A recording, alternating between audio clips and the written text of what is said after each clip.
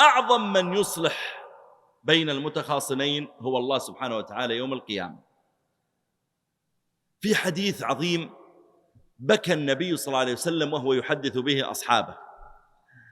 يقول أنس رضي الله عنه: بينما نحن جلوس مع رسول الله صلى الله عليه وسلم إذ ضحك النبي عليه الصلاة والسلام، ثم قال له عمر: يا رسول الله، ما أضحكك بأبي أنت وأمي؟ فقال: رجلان من أمتي جثيا بين يدي رب العزة تبارك وتعالى، فقال أحدهما: يا رب خذ مظلمتي من أخي. فقال الله تعالى للظالم: أعط أخاك مظلمته. قال: يا رب لم يبق من حسناتي شيء. يبدو أن هذا الظالم عليه قضايا كثيرة للناس، ويوم القيامة لا دينار ولا درهم بالحسنات والسيئات، فهو قد شتم هذا وضرب هذا وأكل مال هذا واغتاب هذا واتهم هذا، فيعطى هذا من حسناته وهذا من حسناته، ثم فنيت حسناته، فيقول الله تعالى: أعطه من حسناتك حتى يرضى. قال: يا رب ما بقي من حسناتي شيء. فيقول الآخر المظلوم: يا رب فليأخذ من أوزاري، يا رب عطه من أوزاري. عندها دمعت عين النبي عليه الصلاة والسلام، قال: إن ذلك ليوم عظيم، يوم يحتاج الناس إلى من يتحمل عنهم من أوزارهم.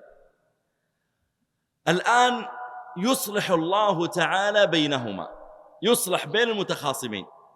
يقول الله تعالى للمظلوم اللي يقول: أنا أريد حقي، يا ربي فليأخذ من أوزاري حتى أرضى، أنا لي حق عليه ما أعطاني إياه، فنيت أموال الدنيا وذهبت، لكن يا ربي أنا لي حق عليه، يعطيني حقي. فيقول الله تعالى للمظلوم: ارفع بصرك. قال: فيرفع بصره فينظر في الجنان فيرى مدائن، هو بقصر قصرين، مدينة، مدائن من فضة وقصورا من ذهب مكللة باللؤلؤ، فيعجب إذا رآها. قال: يا ربي لأي نبي هذا؟ لأي صديق هذا؟ هذه أكيد نبي من الأنبياء، هذه أكيد صديق لأي شهيد هذا؟ فيقول الله تعالى: هذا لمن أعطى ثمنه. قال: يا ربي وما ثمنه؟